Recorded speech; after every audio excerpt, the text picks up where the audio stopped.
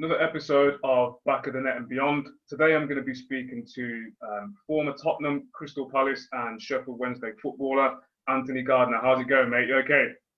I'm good, Dan. I'm good. Good evening, mate. Nice to see you. Yeah, you too. Thanks for coming on. Going back years now, probably the last time I seen you to probably speak to was, I don't know, when we were about 12. And if I remember rightly, it's probably, I think you used to be a striker from what I remember back in the day. And you were always tall, rapid, obviously strong. Everyone else was like 3 foot and you were coming in at like probably 6 foot.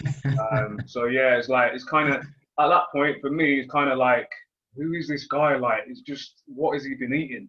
And I always remember you were always a good player. Like, really, obviously I was a striker as well at that point. So we were always kind of competing against each other. We're both from the Midlands. And I think you were at Port Vale at the time and I was at Forest. And I think we first met when we were going on like trials and stuff. And all those things. So yeah, I mean, how's things firstly? Again, thanks for coming on. Yeah. Thanks for having me on. Things are as good as can be. Just ticking along in the lockdown. Just trying to get some work done from home. Just been working from home. Trying to look after my body, look after my mind, which is easier said than done when you're trying to keep a routine. You don't have access to amenities that like you normally do to do these kind of things. So it's just having to think outside the box and just try and keep with it, stay with it. Yeah, it's completely true. I mean, I kind of relate to everything you mentioned there. Just let everyone know like what you're doing now in terms of work and stuff. So now I work for a football agency as a player mentor, consultant, agent, whatever you want to label it as. And I'm based in the north. I work for a company called Two Touch Agency. Who is run by two close friends who are ex-pros who you may know of, may have met over the years. One is Jonathan Fortune, who played at Charlton, Stoke, but majority of his career at Charlton, and the other is Paolo Venazia. Yeah, I know. I mean, Fortune came on. Did Fortune come on, yeah? Yeah, back end of last year he came on on the podcast. And then in terms of Paolo, I just remember him obviously through football and also socialising because he knows a few people that I kind of know and played with as well. Yeah. So yeah, two good guys. So yeah, I had John on and he was talking about obviously the company he worked for, and it seems like you're doing good things there as well. It's good. It's good. I've been involved probably about a year, just before the last lot. I decided to get on board. I always had in my head that I would possibly want to look to the leadership kind of mentorship role, but I was just putting feelers out for the last few years, just waiting for the right opportunity, working with the right people, and it so happens that John and Paolo they were at another company, and they left the company liquidated or whatever, and then they set up their own firm, and they're based in London. I'm based in the north. I finished at Sheffield Wednesday, so I've been up here the last 6 years. So majority of my work and my recruitment is based in the north. So I'm here getting to work in the north, trying to use my experience and wise head to guide these younger boys that are starting their journey and boys that are in the middle of their career and coming towards their end that need the guidance and the experience of somebody that's been through the situations and the ups and downs of the journey of being a professional athlete. That's massive. And then again, we'll touch on that a little bit later on. Just talk us through like your average week. Obviously, for everyone more or less, it's changed. So pre-lockdown, I'm assuming you were on the road a lot, watching games and this and that, and then now you're kind of more working from home and stuff. So kind of how has it changed for you, and like what are you normally doing on a weekly basis? So like as I said, I try and get myself up and get myself active first thing in the morning, get outside with my dog and just clear the mind, and then I'm home and then I'm online watching under 23s games, because obviously in a minute you can't get to matches. But some like under 23s, you can get on YouTube, some you can get videos from clubs where you got connections. So it's just I'm just running over videos and tapes, identifying the boys that I feel we can add value to, and it would fit the remit of the type of player that we are trying to bring on board and trying to look after character-wise. So yeah, that for the majority of the day is going over these notes and watching videos, and then normally it will be going to see maybe a game in the evening or arrange meetings. But now it's obviously meetings with over Zoom like this with parents or with players, which is I like to be in front of someone in person, and when you're maybe first meeting somebody like off first hand that you've never met before, like it's nice to just be in front of them. You get a feel for each other. So the whole Zoom circular is a whole different new ball game, which I'm just getting used to. Like, but it's a way of connecting, and it's the way of the world in a minute. Like, so we have to run with it. Like, yeah, I mean, it seems like things are going to change over like the next 4 to 6 months, hopefully anyway. Back to some kind of normality. But I think everyone I spoke to over the last kind of 8, 9, 10 months has had some type of interaction with Zoom. So I completely resonate with what you said there in terms of like that personal kind of interaction, especially when you're potentially going to be meeting like a player's parent for the first time or parents. Ideally, you want to do that face to face, but it is what it is. Can't really do anything about that at the moment. But in terms of yourself, obviously, so now you're working with that agency on a consultancy basis, and obviously you're generally watching games and obviously liaising with these players accordingly. But talk us through kind of your transition away from football then. Like, how was it for you? At what point did you think, I need to retire? Was it injury or was it through your own choice? And how did you find the transition period?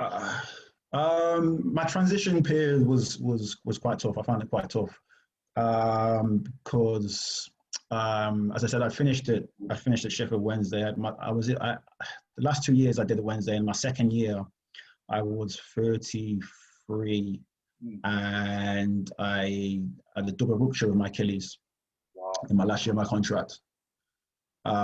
So after I had the rupture, it took a year of my final year to obviously work through it and try and get back fit. Got to the end of the final year, and the Achilles still wasn't right. So I was out of contract. And at this point, I had a lot of injuries over the past side. So I know that like I had to be thinking in the back of my mind like what I would want to do, like moving forward.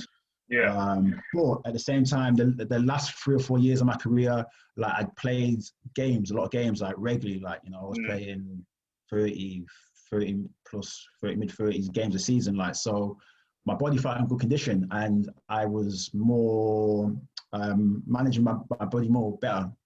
So I felt I could have played maybe 3 or 4 more years, maybe in a different league abroad, maybe the States. So I kind of had that in my head that I would play 3 or 4 more years. So it was when I did my Achilles and I couldn't come back from it.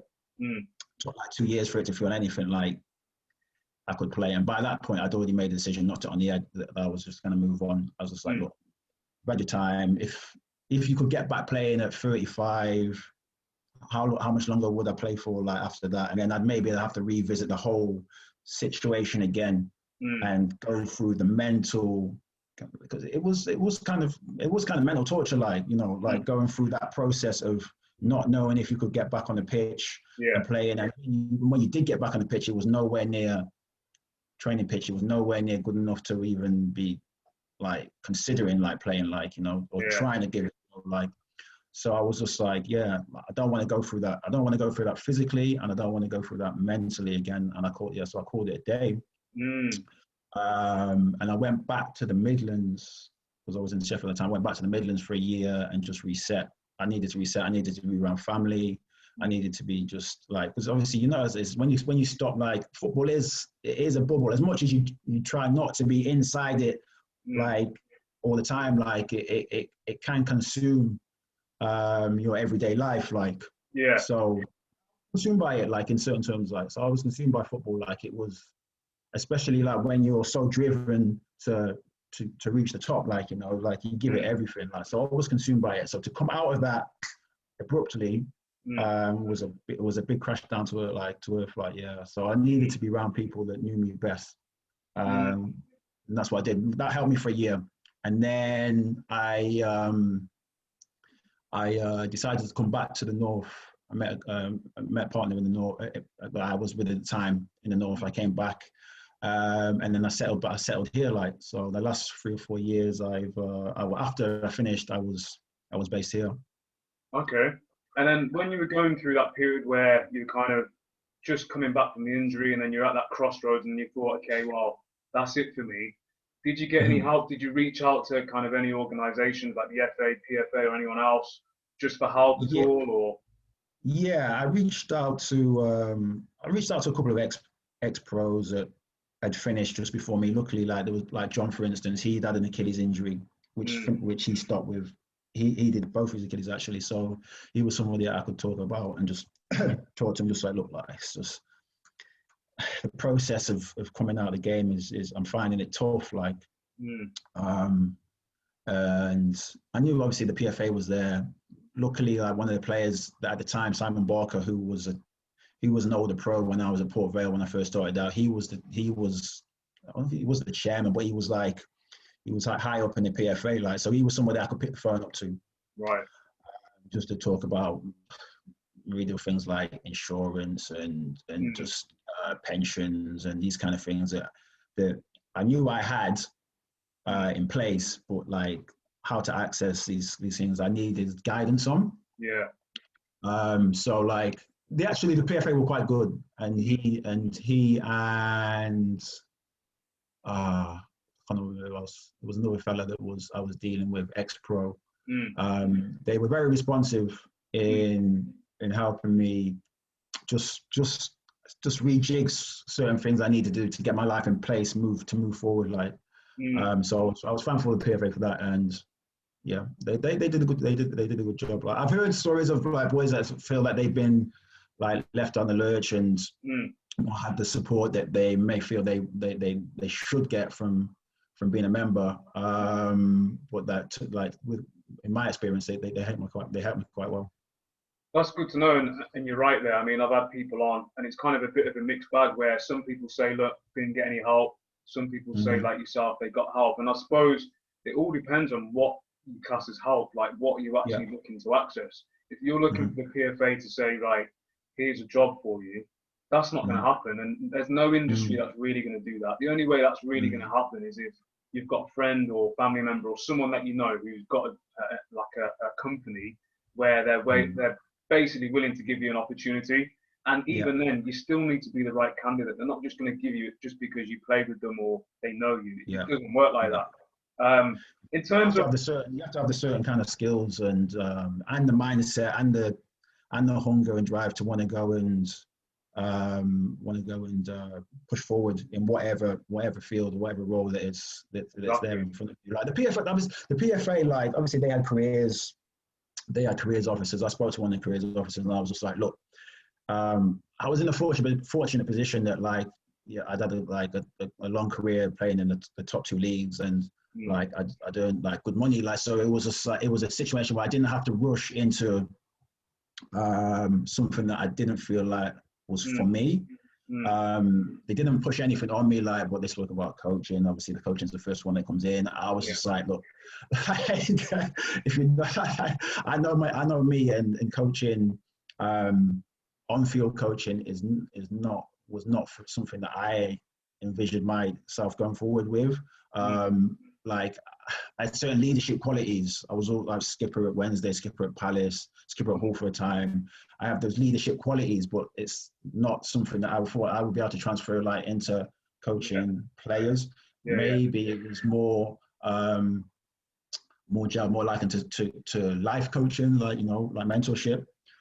So that was what I always had in my mind, that I wanted to do something to help players in a certain way, but it was just how and which route. Like, so I thought, listen, I need to take a year or two. I wanted to do some traveling. I wanted to just I wanted to reconnect with certain people that I'd lost connection with over the years, just through being like focused on football, traveling and that. And yeah, so I took a year or two out just to do those things, and then got bored of that. Got bored of that, and I was just like, look, like I need to think long term. Yeah. No, I mean, sometimes it's good to just step away and just kind of regroup. And again, you had the luxury of having like 2 years out. I had 3 months or something like that. So for me, like I didn't have that luxury, but everyone's got different circumstances. And I mean, for me, I'm one of the lucky ones. Like I said, we had a chat off air, and my transition was pretty seamless. But to touch back on what you mentioned there, so when you've sought help and you've obviously had time out and whatever, and you've regrouped, rekindled some friendships and that, do you think going forward, because I know you said you did get help, which is great, do you think more help's needed?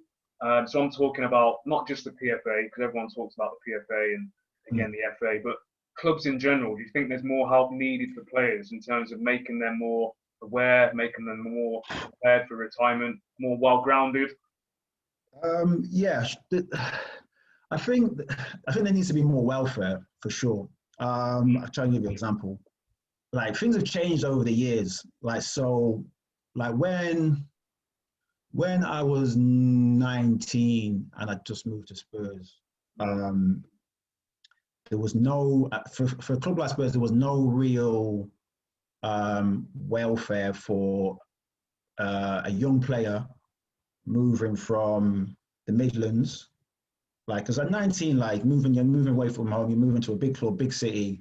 I was from a small town. Like, there was no real welfare for somebody coming down that by themselves and then trying to integrate into a bigger club mentality with the pressures of trying to obviously make your way in the game. Because I was playing in the reserves for the first year I was there, living by myself. I lived by myself in a hotel for like 6 months, and there was no real welfare. I couldn't find a place. Didn't really have the skills about me and the life know-how at that time to know how to go about securing myself a place and these kind of things. And it wasn't there. It wasn't there for me to access, which is kind of sad in a sense, because it puts so much pressure on you mentally when you're trying to just focus on your football. Like, so I struggled like the first year I was there because of this, and it wasn't until maybe a few years later that I started seeing like the club put things in place for where they had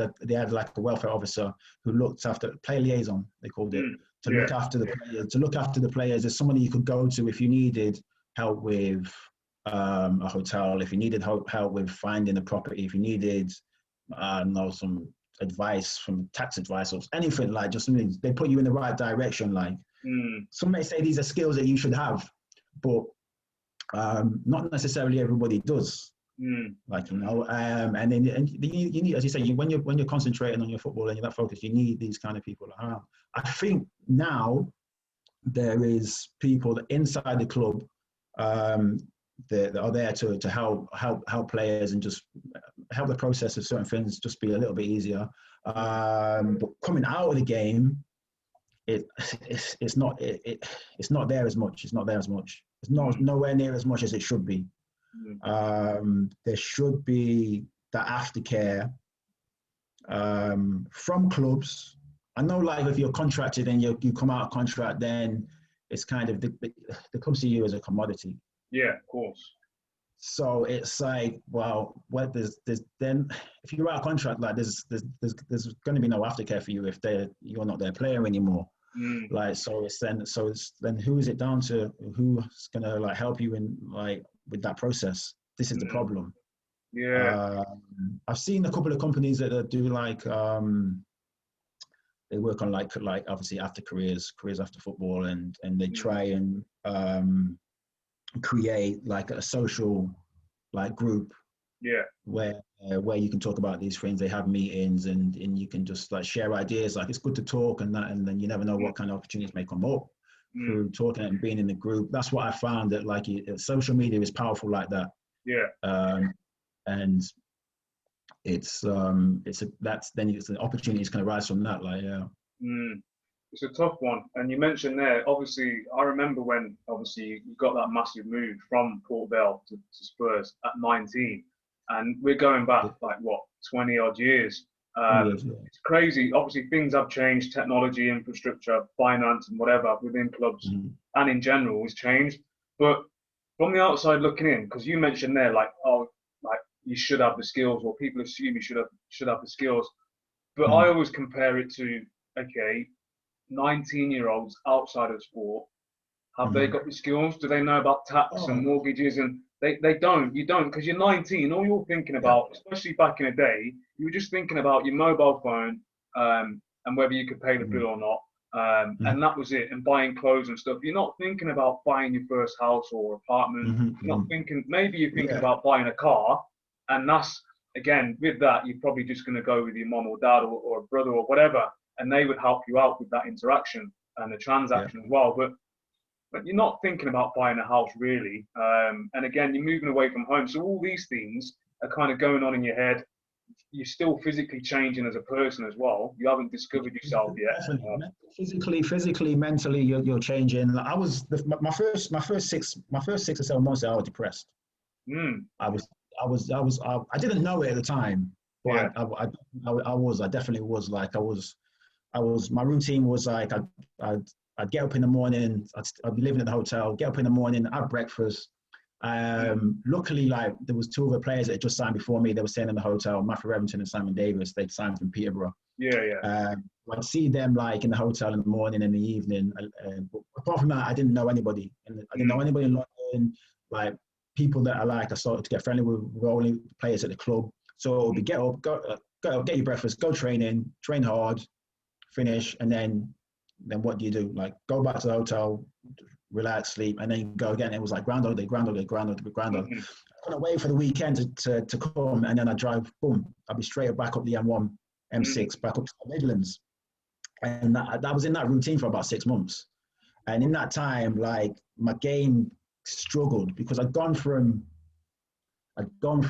playing first team football at a young age in the old Division 1, which was the old Championship, to playing in the reserves with like no fans. Like it was just a big change, and I wasn't in my comfort zone anymore. Yeah, I had to come out of my comfort zone. That was the process, but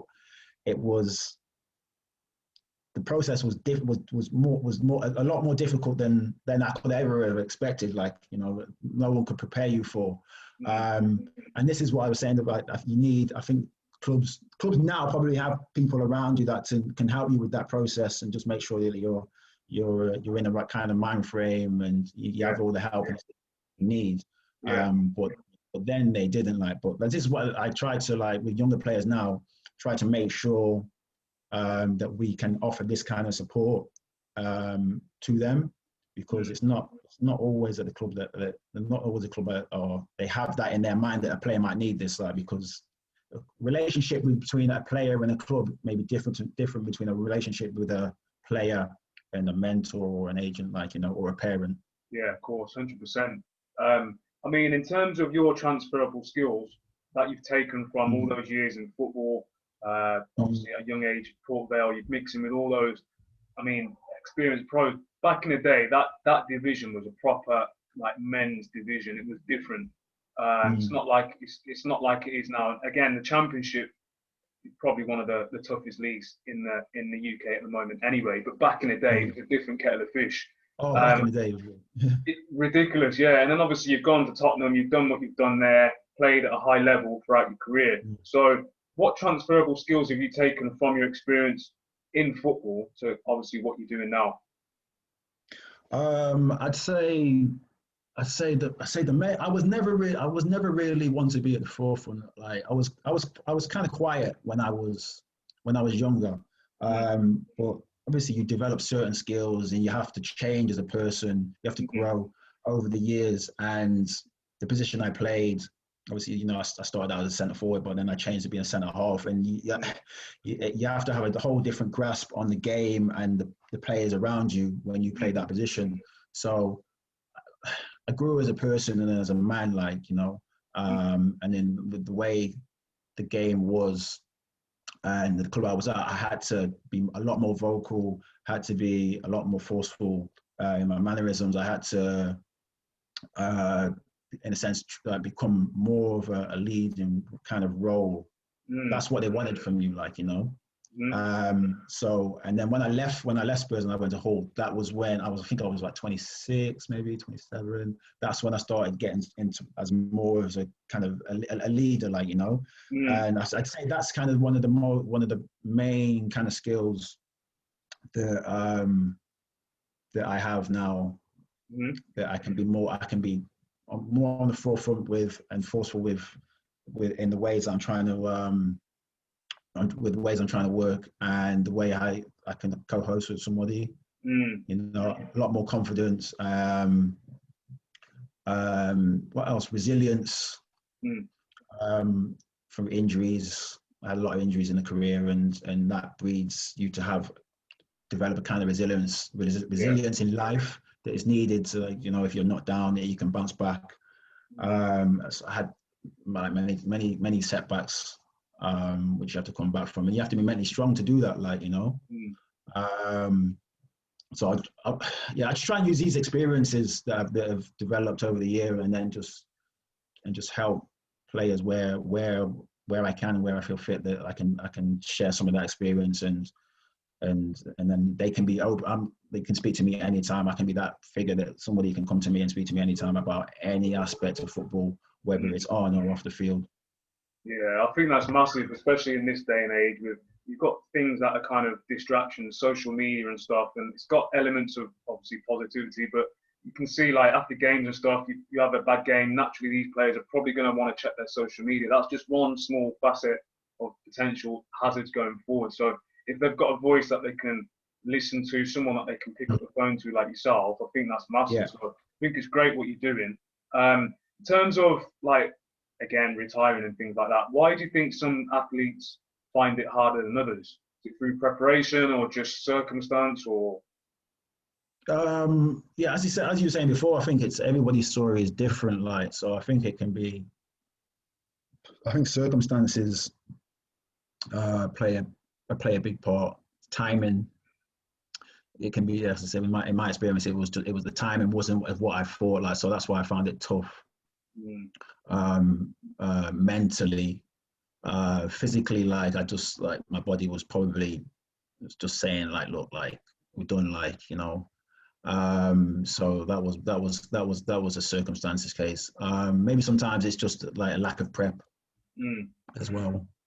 And feeling that, like, even though, like, you hear it every day, like, that, like, yeah, the career is only short, and, like, you know, like, enjoy it while you can, like, you still in the back of your mind you feel that you can play and play and play and play.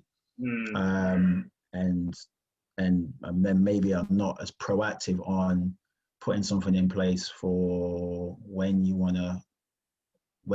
decide yourself you want to call it a day, or when the hand is forced for you, like, you know.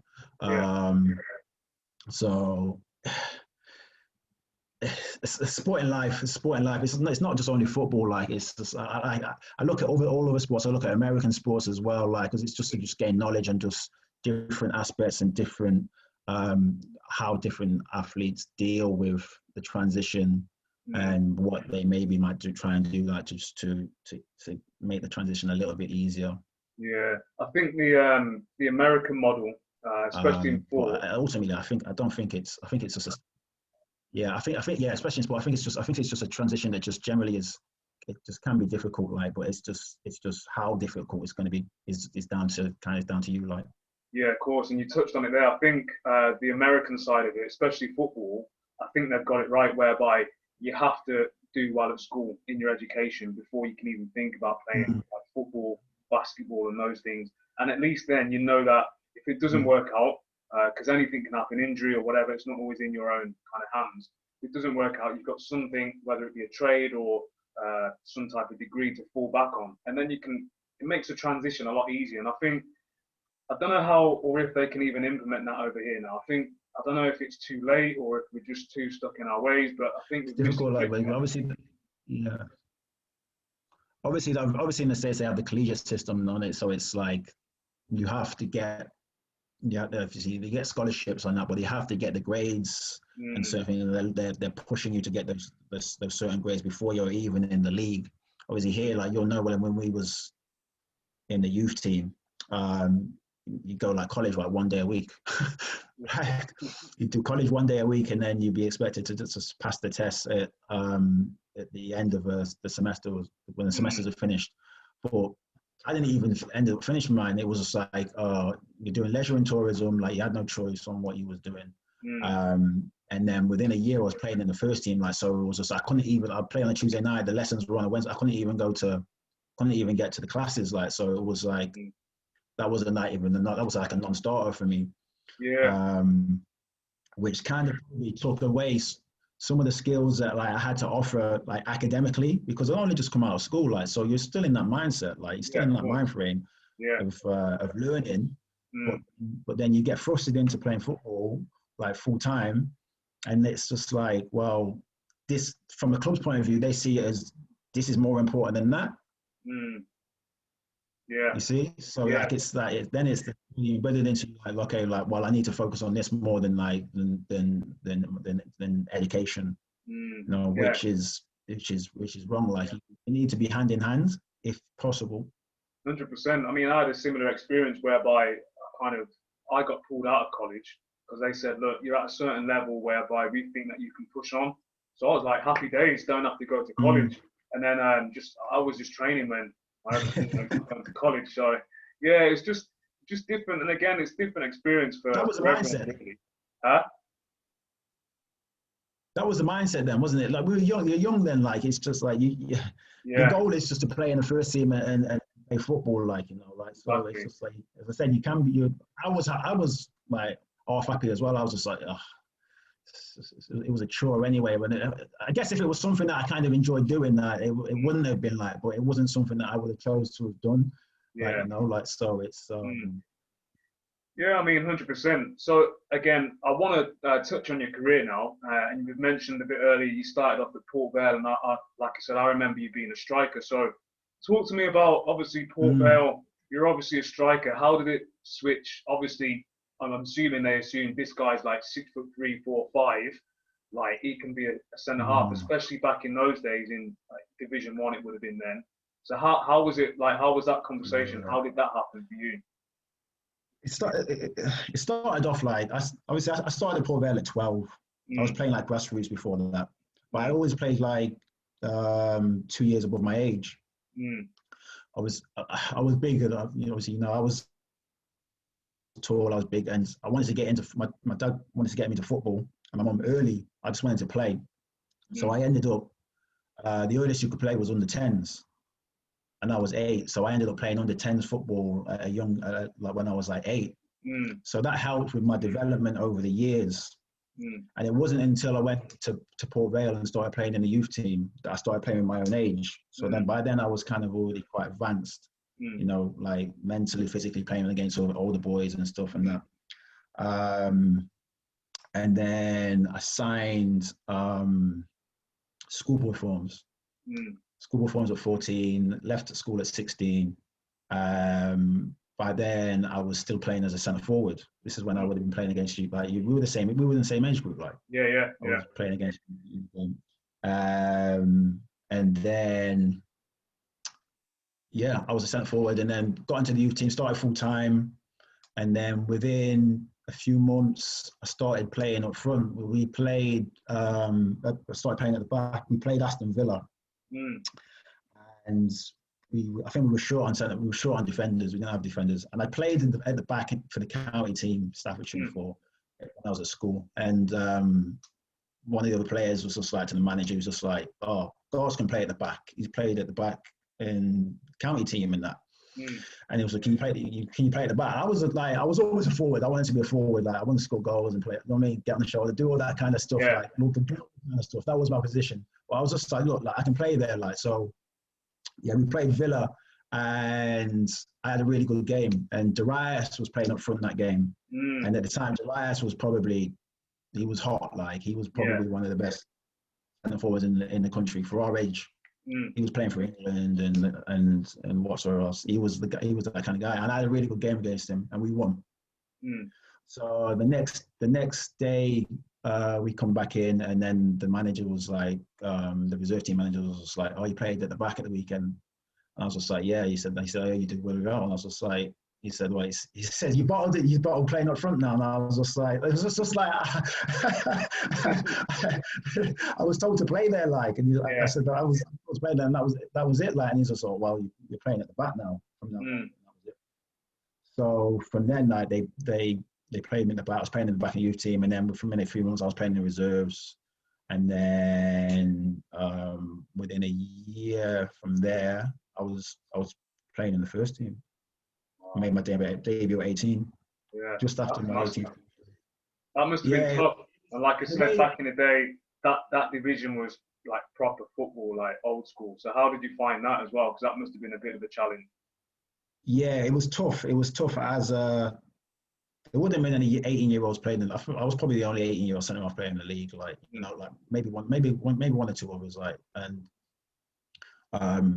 as you know, it was, as you say, it was a manly league then. Like, you know, you were playing against big birdie strikers. The game was different. Like, it was so different to what the championship is now.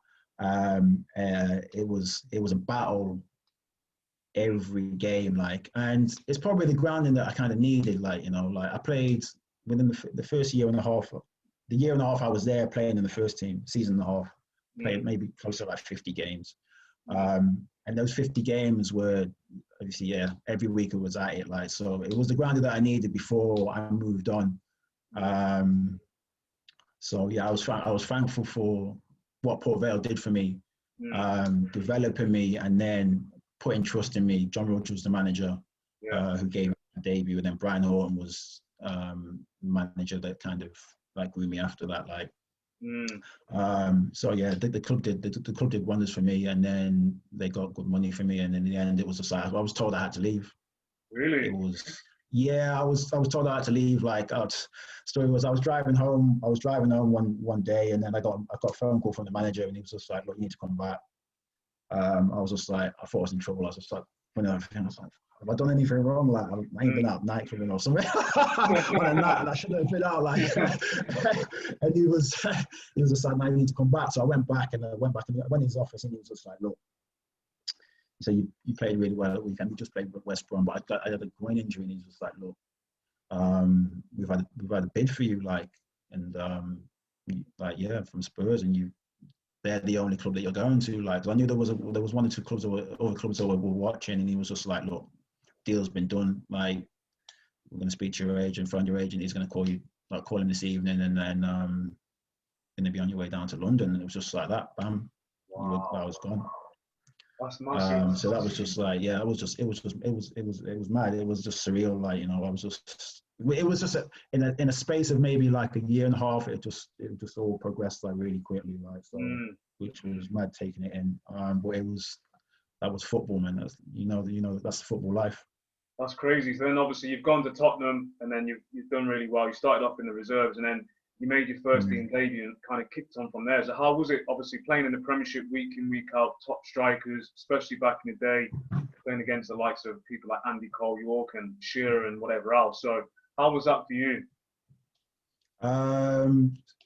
Surreal, man. It was surreal. Like, at first, it was a battle, like, because when you go to Spurs, you're at a club like where there's a lot of competition.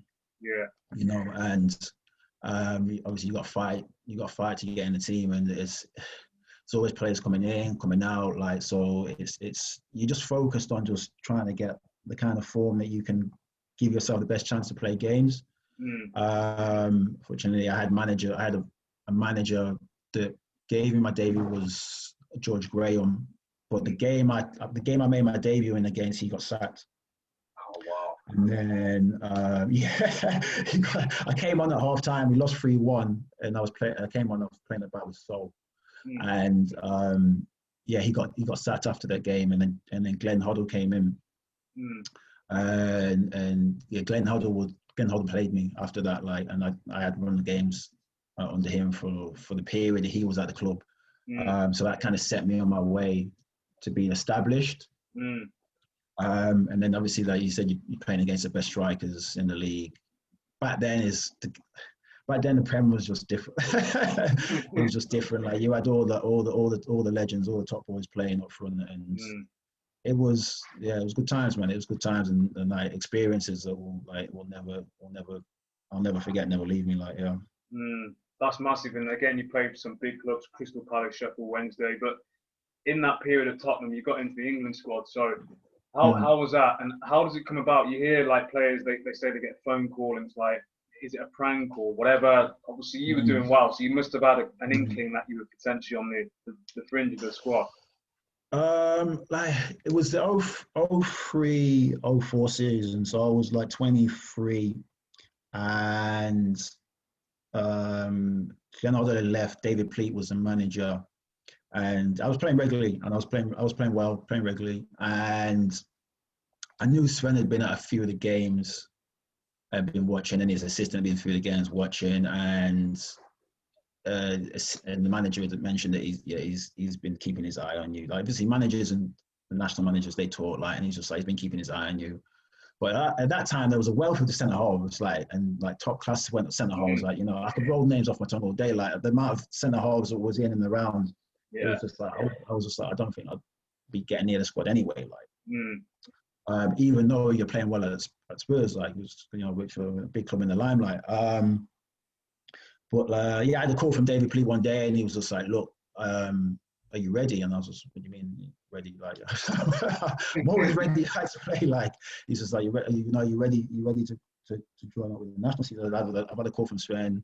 He wants to call you into squad. One of the players got pulled out, and he was just like, it was like, he's been watching you. Like, feels like you can come in and do a job, show him what you can do. So I ended up being in the squad for the first time against, we played Denmark. And at the time, Wembley was getting refurbished. They was building Wembley back. Like, so the game was at Old Trafford.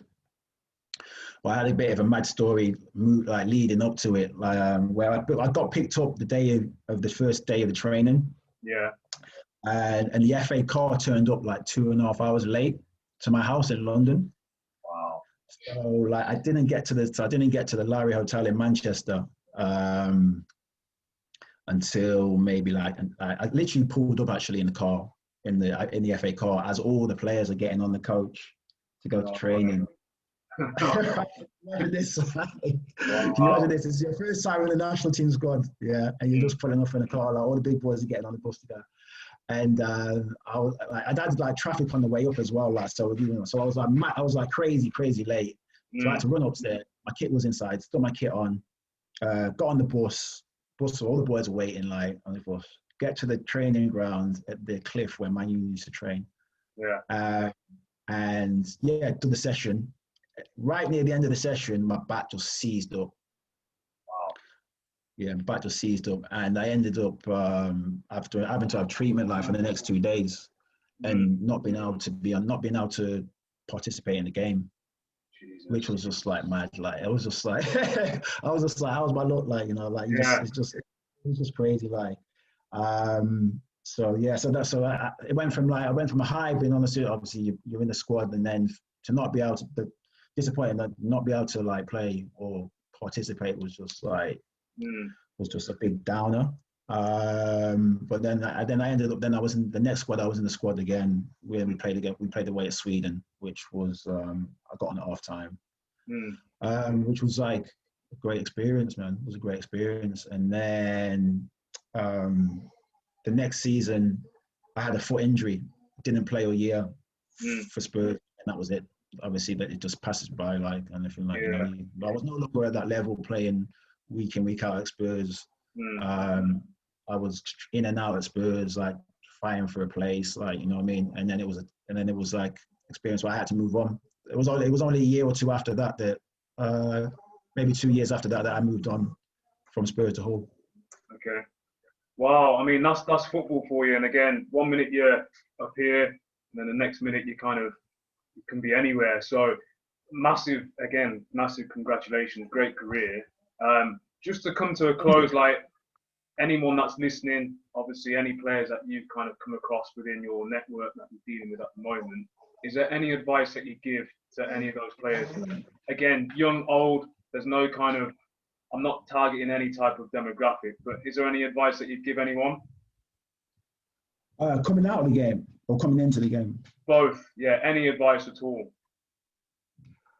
I think the big one would be is dedication. I see so many talented boys over the years that that felt that they had it, they had everything early, but that dedication and that drive wasn't there, and then at a later date regret that they didn't give their all to the task at hand. I feel that sometimes that's overlooked a lot, and I think that parents can help with that as well, in the sense of trying to prepare their kids or their boys for the journey that they might be like taking on, like, you know, coming out of the game, preparation, man. I think you prep where you can. I wish I'd prepped a lot more than what I had. Yes, I was interested in real estate and all the things, all the kind of businesses that I'd put money into, but it wasn't until quite late that I started focusing on that. And I feel that, like, there's no reason why you can't do that from an early age if you have the right guidance, like, you know. Nowadays, like, there's social media, there's so much information about that you can take in to educate yourself. Like, you know, that I feel there's not really no excuse not to.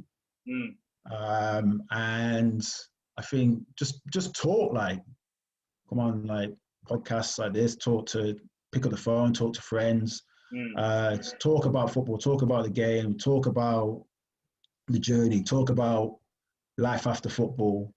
And I think it just breeds awareness as a whole, like, and it just gets you thinking about it as well a lot more. I never spoke about it as much as what I think I probably should have. Okay. Yes, because I was focused on football and focused on the game, but you're a person at the other day, you have other qualities, like, you know, and you have to do your best not to close that off. When you're in the years where you should still be learning, like, you know. Yeah, that's 100% true. 100%, that's massive. And again, really, really appreciate you coming on. I think you're doing great things. If you want to just let everyone know, again, like, who you're working for, and then where we can find you on the socials, and obviously where we can find the company on the social media as well. Yeah, working for Two Touch Agency, Players for Players. We're on Instagram. I think the website is really finished. I think they'll be revamping the website. You can catch me. I'm on Instagram myself as well. Yeah, we're there trying to do the best thing for players and just give the right advice and just be there along the journey for the boys. So, like, yeah, you'll be able to find us out there. Brilliant. Once again, appreciate you coming on. Keep up the good work, and obviously try and keep in touch along the way. Definitely, man. Definitely. Nice to speak to you, Dan, man. Nice to speak to you. You too, man. Take care. Top man.